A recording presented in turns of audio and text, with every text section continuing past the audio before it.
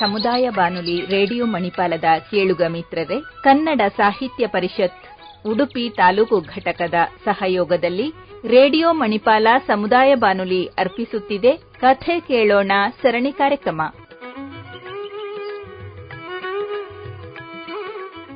ಕೇಳುಗರೆ, ಇದೀಗ ಸ್ವರಚಿತ ಕಥೆಯೊಂದಿಗೆ ನಮ್ಮೊಂದಿಗಿದ್ದಾರೆ ಬರಹಗಾರರು ಮತ್ತು ಶಿಕ್ಷಕರಾಗಿರುವ ಸುಮಿತ್ರಾ ಐತಾಳ್ ಕುಂದಾಪುರ. ನನ್ನ ಕಥೆಯ ಶೀರ್ಷಿಕೆ ತಾಯಿ.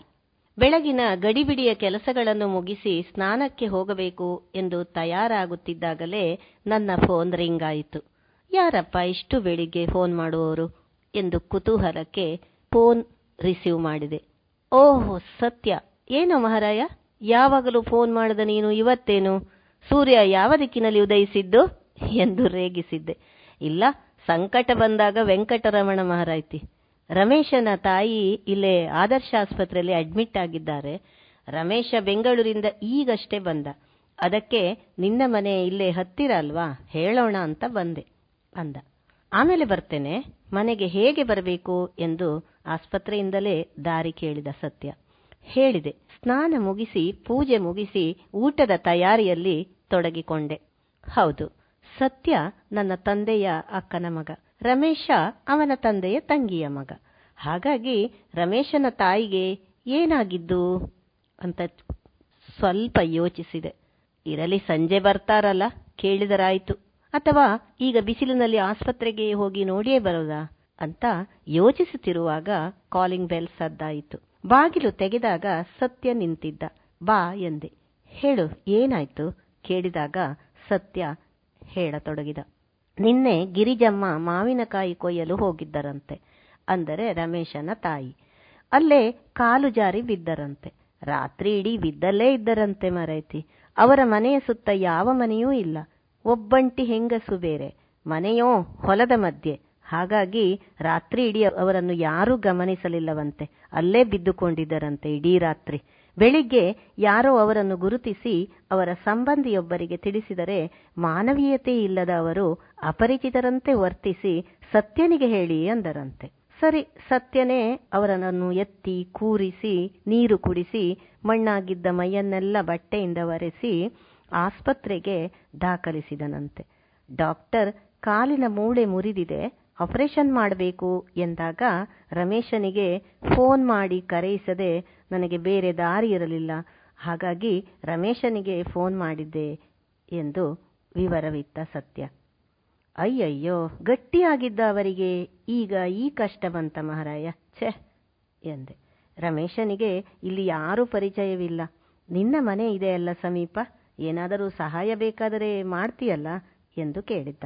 ಆಯ್ತು ಮಹಾರಾಯ, ಕಷ್ಟ ಎಲ್ಲರಿಗೂ ಒಂದೇ, ನನ್ನಿಂದಾದ ಸಹಾಯ ಮಾಡ್ತೇನೆ. ಏನಾದರೂ ಬೇಕಾದರೆ ಮನೆಗೆ ಬರಲು ರಮೇಶನಿಗೆ ತಿಳಿಸು ಎಂದೆ. ಆಯ್ತು ಸರಿ, ನಾನು ಮನೆಗೆ ಹೋಗ್ತೇನೆ, ಬೆಳಿಗ್ಗೆ ಬೇಗ ಬಂದಿದ್ದು ಮರೈತಿ ಅಂತ ನಾನು ಕೊಟ್ಟ ಕಾಫಿ ಕುಡಿದು ಸತ್ಯ ಹೊರಟು ಹೋದ.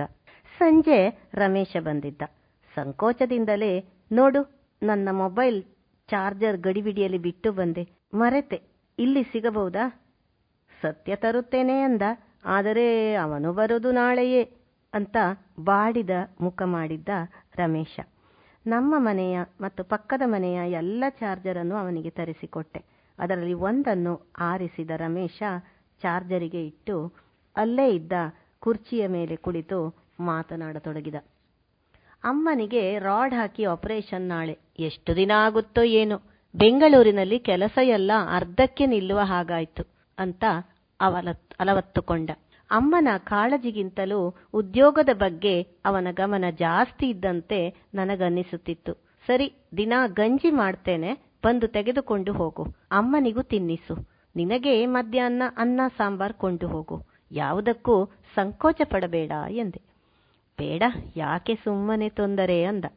ತೊಂದರೆ ಏನಿಲ್ಲ ಮಹಾರಾಯ, ನಾನು ಹೇಗೂ ಮಾಡಬೇಕು, ಅವರಿಗೋಸ್ಕರ ಏನೂ ಮಾಡೋದಿಲ್ಲ ಅಲ್ವಾ, ಬಾ ಎಂದೆ. ಆಯ್ತು ಅಂದ. ಅಮ್ಮನ ಇನ್ನೊಬ್ಬ ಮಗ ಇದ್ದಾನಲ್ಲ, ಅವನೆಲ್ಲಿ ಅಂದೆ. ಅವನು ಇಂತಲ್ಲಿ ಇದ್ದಾನೆ ಅಂತ ಗೊತ್ತಿಲ್ಲ. ನಿನ್ನ ಅಮ್ಮ ಯಾಕೆ ಈ ಹೊತ್ತಿನಲ್ಲಿ ಒಬ್ಬರೇ ಹೋಗಿದ್ದು? ವಯಸ್ಸಾದ ಮೇಲೆ ಜಾಗ್ರತೆ ಇದ್ದರೆ ಆಗುತ್ತಿತ್ತು. ಆಪರೇಷನ್ ಆದ ಮೇಲೆ ಮೊದಲಿನಂತೆ ನಡೆಯಬೇಕಾದರೆ ತುಂಬಾ ದಿನ ಬೇಕಲ್ವಾ? ಅವರನ್ನು ನಡೆಸುವವರಾರು, ನೋಡಿಕೊಳ್ಳುವವರಾರು, ನನಗೇನು ಗೊತ್ತಿಲ್ಲಪ್ಪ ಎಂದು ಕೇಳಿದಾಗ, ನೋಡೋಣ, ಆಪರೇಷನ್ ಆಗಲಿ ಎಂದ ಉಡಾಫೆಯಿಂದ. ಅವನ ಮೊಗದಲ್ಲಿ ಲವಲೇಶವೂ ಬೇಸರ ಇಲ್ಲವಲ್ಲ, ತಾಯಿಗಾದ ಕಷ್ಟದ ನೋವು ಇನಿತೂ ಇಲ್ಲವಲ್ಲ ಅಂತ ನನಗೆ ಆಶ್ಚರ್ಯವಾದರೂ ಅದನ್ನು ನಾನು ತೋರಿಸಲಿಲ್ಲ. ಸರಿ, ಡಾಕ್ಟರ್ ಬರುವ ಹೊತ್ತಾಯಿತು, ನಾನು ಹೋಗುತ್ತೇನೆ ಎಂದ. ನಾಳೆ ಬೆಳಿಗ್ಗೆ ಬಂದು ಗಂಜಿ ತೆಗೆದುಕೊಂಡು ಟೀ ಕುಡಿದು ಹೋಗೋ ಎಂದು ಮತ್ತೊಮ್ಮೆ ನೆನಪು ಮಾಡಿ ಬೀಳ್ಕೊಂಡೆ. ತೋಟದಲ್ಲಿ ಮಾವಿನ ಗಿಡ ಬಿದ್ದು ಹೋಗಿತ್ತು. ಏನು ಗಾಳಿ ಮಳೆ ರಾತ್ರಿ ಇಡೀ ಅಂತ ಅದರ ಉಪಚಾರ ಮಾಡಿ ಮಣ್ಣಾಗಿದ್ದ ಕೈಕಾಲುಗಳನ್ನು ತೊಳೆದುಕೊಳ್ಳುತ್ತಿದ್ದೆ. ಏನು ಅಕ್ಕ, ಬೆಳಿಗ್ಗೆನೆ ತೋಟದ ಹಮಾಲಿ ಕೆಲಸ? ತಮಾಷೆ ಮಾಡುತ್ತಾ ಪ್ರತ್ಯಕ್ಷವಾಗಿದ್ದ ರಮೇಶ. ಏನಿಲ್ಲ ಮಹಾರಾಯ, ಇದೆಲ್ಲ ಇದ್ದದ್ದೇ. ಗಿಡ ಬೇಕು ಮರ ಬೇಕು ಎಂದು ನೆಡೋದು, ಆಮೇಲೆ ಗಿಡ ಬೇಡ ಮರ ಬೇಡ ಅಂತ ಇದರ ಉಪಚಾರ ಮಾಡೋದೂ ಬೇಡ. ಕೆಲಸಕ್ಕೆ ಕರೆದರೆ ಯಾವ ಆಳು ಸಿಗೋದಿಲ್ಲ. ನನಗೋ ಮಾಡಲಿಕ್ಕಾಗಲ್ಲ, ಹಾಳು ಬಿದ್ದರೆ ನೋಡೋಕ್ಕೂ ಆಗಲ್ಲ ಅಂತ ಏದು ಸುರಿಬಿಡುತ್ತಾ ಒಳಗೆ ಬಂದೆ. ನನ್ನನ್ನೇ ಹಿಂಬಾಲಿಸಿ ಒಳಗೆ ಬಂದ ರಮೇಶ, ಇವತ್ತು ಅಮ್ಮ ಹೇಗಿದ್ದಾರೆ ಎಂದೆ. ಇವತ್ತು ಆಪರೇಷನ್ ಮಧ್ಯಾಹ್ನ ಅಂದ. ಆದರೆ ಅವನ ಮುಖದಲ್ಲಿ ತಾಯಿಯ ನೋವು ಪ್ರತಿಫಲಿಸಲಿಲ್ಲ. ಏನೋ ನನ್ನ ಭ್ರಮೆ ಅಂತ ಅದನ್ನು ತೋರಗೊಡದೆ ಕೇಳಿದ್ದೆ. ಅಮ್ಮ ತುಂಬಾ ಹೆದರಿದ್ದಾರಾ ಪಾಪ ಅಂದೆ. ಹಾಗೇನಿಲ್ಲ ಎಂದು ಮಾತು ತಿರುಗಿಸಿದ. ನನಗೇಕೆ, ಯಾರ ಮನದಲ್ಲಿ ಯಾವ ಯೋಚನೆ ಇರುತ್ತದೋ ಅಂದುಕೊಂಡು ಬಿಸಿಗಂಜಿ ಉಪ್ಪಿನಕಾಯಿ ಬುತ್ತಿಗೆ ಹಾಕಿ ಕಳಿಸಿದ್ದಾಯ್ತು. ಮರುದಿನ ರಮೇಶ್ ಫೋನ್ ಮಾಡಿದ. ಅಮ್ಮನನ್ನು ಬಿಟ್ಟು ಬರಲಾಗದು, ಆಪರೇಷನ್ ಆಯ್ತು ಅಂದ. ಆದ್ದರಿಂದ ನಾನೇ ಹೋಗಿ ನೋಡಿದೆ. ನಿದ್ದೆಯ ಅಮಲಿನಲ್ಲಿ ಇದ್ದರು. ಏನು ಮಾತನಾಡಲೇ ಇಲ್ಲ ಅವರು. ನನಗೋ ಬೇಸರವಾಗಿ ಹೊರಬಂದೆ. ನೀರು ಎಂದು ಮೆಲ್ಲನೆ ಅವರು ಉಸುರಿದಾಗ ರಮೇಶ ತಾಯಿಯ ಬಾಯಿಗೆ ಬಾಟಲಿಯಲ್ಲಿದ್ದ ನೀರನ್ನು ಲೋಟಕ್ಕೂ ಹಾಕದೆ ಹಾಗೆ ಕುಡಿಸಿಬಿಟ್ಟ. ನೋಡಿದೆ, ಆಗ ನಾನು ಅಂದುಕೊಂಡಂತೆ ತಾಯಿಯ ಬಗ್ಗೆ ಇವನಿಗೆ ಇನಿತೂ ಕರುಣೆ ಕಾಳಜಿ ಇಲ್ಲವಲ್ಲ ಅಂತ. ಸರಿ, ಹೀಗೆ ದಿನ ಕಳೆದು 1 ವಾರ ಕಳೆಯಿತು. ರಮೇಶ ಹೇಳಿದ್ದ, ಇನ್ನು ಮುಂದೆ ಅವರು ನಡೆಯಲು ತುಂಬಾ ದಿನ ಬೇಕು. ನಾನು ಎಲ್ಲಾ ಕೆಲಸ ಬಿಟ್ಟು ಬಂದಿದ್ದೆ, ಏನು ಮಾಡೋದೋ ಗೊತ್ತಿಲ್ಲ. ಆಸ್ಪತ್ರೆಯಿಂದ ಡಿಸ್ಚಾರ್ಜ್ ಮಾಡ್ತಾರೆ ನಾಳೆ ಅಂದ. ಬೆಂಗಳೂರಿಗೆ ಕರೆದುಕೊಂಡು ಹೋಗೋದಿಲ್ವಾ ಅಂದೆ. ಇಲ್ಲ, ಅಲ್ಲಿ ಅಮ್ಮನಿಗೆ ಸರಿ ಬರಲ್ಲ, ಹೆಂಡತಿಯೂ ಅದಕ್ಕೆ ಒಪ್ಪೋದಿಲ್ಲ. ಏನು ಮಾಡೋದು ಗೊತ್ತಾಗ್ತಾ ಇಲ್ಲ ಅಂತ ಗಂಜಿ ತೆಗೆದುಕೊಂಡು ಹೋಗಿದ್ದ. ಇದೊಂದು ದೊಡ್ಡ ರಗಳೆ ಎಂಬ ರೀತಿಯಲ್ಲಿತ್ತು ಅವನ ವರ್ತನೆ.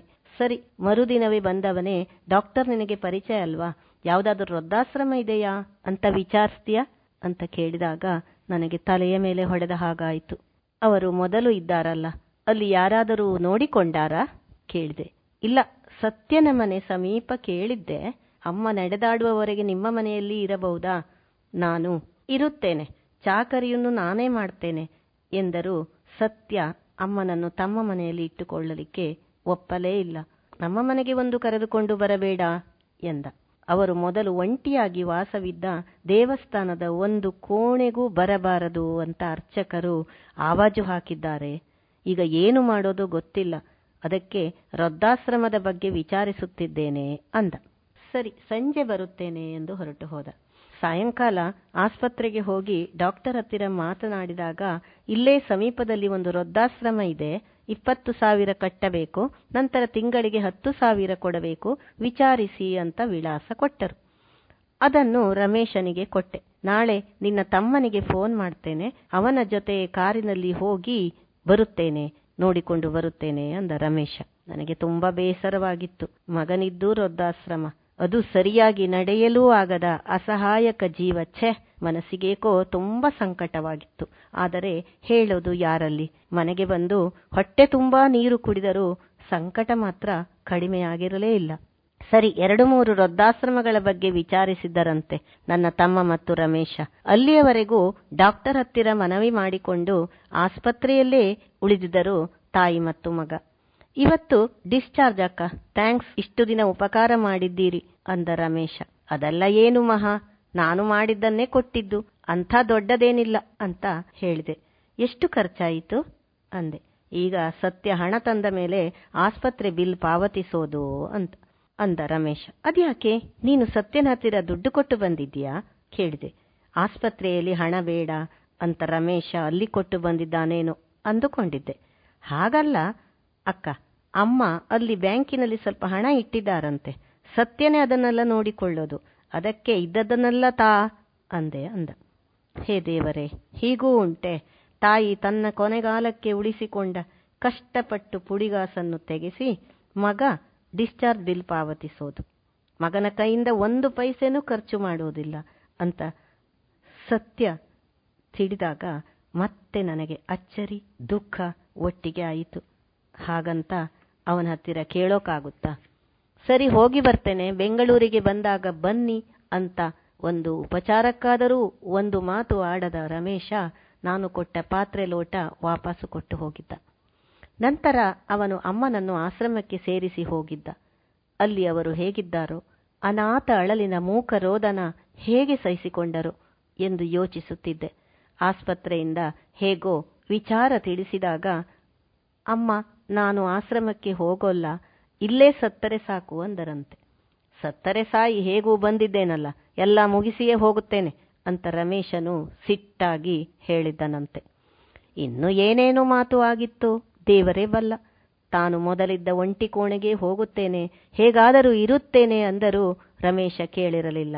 ಆಶ್ರಮಕ್ಕೆ ಹೋಗೋ ವಿಚಾರ ಒತ್ತಿ ಒತ್ತಿ ಹೇಳಿದಾಗ ನಡೆಯಲಾಗದ, ಇನ್ನೊಬ್ಬರ ಆಸರೆ ಇಲ್ಲದ, ಬದುಕಲಾಗದ ಆ ಜೀವ ಮತ್ತೇನು ಮಾಡಲಾದೀತು? ಇದೆಲ್ಲ ಮತ್ತೆ ಮತ್ತೆ ನನ್ನನ್ನು ಕಾಡುತ್ತಿತ್ತು. ಸರಿ, ಸುಮಾರು 10 ದಿನ ಕಳೆದಿರಬೇಕು ಆ ತಾಯಿ ಆಶ್ರಮ ಸೇರಿ. ರಮೇಶ ಬೆಂಗಳೂರಿಗೆ ಹೊರಟು ಹೋಗಿದ್ದ ಅದೇ ದಿನ. ಒಂದು ದಿನ ಪೇಟೆಯಲ್ಲಿ ತರಕಾರಿ ಕೊಳ್ಳುತ್ತಿದ್ದೆ. ನನ್ನ ತಮ್ಮನ ಫೋನು ಬಂದಿತ್ತು. ವಿಷಯ ತಿಳಿಯಿತಾ? ರಮೇಶನ ಅಮ್ಮ ಗಿರಿಜಕ್ಕ ತೀರಿಕೊಂಡ್ರಂತೆ ಅಂದ. ಒಂದು ಕ್ಷಣ ನನ್ನ ಜೀವ ತಲ್ಲಣಿಸಿತ್ತು. ಕಲ್ಲಾಗಿ ನಿಂತಿದ್ದೆ. ಮತ್ತೆ ತರಕಾರಿ ಚೀಲ ಹಿಡಿದು ಮನೆಗೆ ಹೇಗೆ ಬಂದೆನೋ ಗೊತ್ತಿಲ್ಲ. ಗಟ್ಟಿ ಮುಟ್ಟಾಗಿದ್ದರು ಗಿರಿಜಕ್ಕ. ಕಾಲು ನೋವು ಕಡಿಮೆಯಾಗಿದ್ದರೆ ಜೀವಕ್ಕೇನೂ ಅಂತಹ ಅಪಾಯ ಇರಲಿಲ್ಲ. ಇಷ್ಟು ಬೇಗ ಎಲ್ಲ ಮುಗಿಸಿ ಹೊರಟು ಹೋದರ ಗಿರಿಜಕ್ಕ? ಬಹುಶಃ ಕಾಯಿಲೆಗಿಂತಲೂ ಅವರ ಮಾನಸಿಕ ನೋವು ಅವರನ್ನು ಕಾಡಿರಬೇಕು. ನಿಜವಾಗಿ ಸತ್ತದ್ದಲ್ಲ. ಮಗನ ಅಮಾನವೀಯತೆ, ತಾತ್ಸಾರ, ಪ್ರೀತಿ ಇಲ್ಲದ ಅವನ ನಿರ್ದಾಕ್ಷಿಣ್ಯತೆ ಅವರನ್ನು ಕೊಂದಿದೆ ಅಂತ ಆ ದಿನವಿಡೀ ನನ್ನ ಮನ ಅವರ ಸುತ್ತಲೂ ಸುತ್ತುತ್ತಿತ್ತು. ಗೋಕರ್ಣದಲ್ಲಿ ಎಲ್ಲ ಮುಗಿಸುತ್ತೇನೆ, ನೀನು ಬಾ ಅಂತ 1 ವಾರದ ಬಳಿಕ ರಮೇಶ್ ಫೋನು ಮಾಡಿದಾಗ ನನಗೆ ಏನು ಮಾತನಾಡೋದೇ ಬೇಡ ಅನ್ನಿಸಿಬಿಟ್ಟಿತ್ತು. ಮೌನವಾಗಿ ಎಂದೆ. ಮಾತನಾಡಲಾದರೂ ಅಲ್ಲಿ ಏನಿತ್ತು? ಆದರೆ ಅವನ ಧ್ವನಿಯಲ್ಲಿ ತಾಯಿಯ ವಿಯೋಗದ ದುಃಖದ ಛಾಯೆ ಇನಿತೂ ಇರಲಿಲ್ಲ. ಎಲ್ಲ ಮುಗಿಯಿತಲ್ಲ ಎಂಬ ಧನ್ಯತಾ ಭಾವ ಅವನ ಧ್ವನಿಯಲ್ಲಿ ಅಡಗಿತ್ತು. ಸಹೃದಯಿ ಕೇಳುಗರೆ, ಇದುವರೆಗೆ ಸ್ವರಚಿತ ಕಥೆಯನ್ನು ಓದಿದವರು ಬರಹಗಾರರು ಮತ್ತು ಶಿಕ್ಷಕರಾಗಿರುವ ಸುಮಿತ್ರಾ ಐತಾಳ್, ಕುಂದಾಪುರ.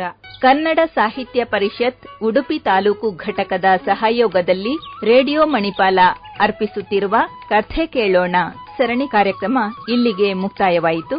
ಮುಂದಿನ ಕಥೆ ಕೇಳಲು ಮತ್ತೆ ಭೇಟಿಯಾಗೋಣ.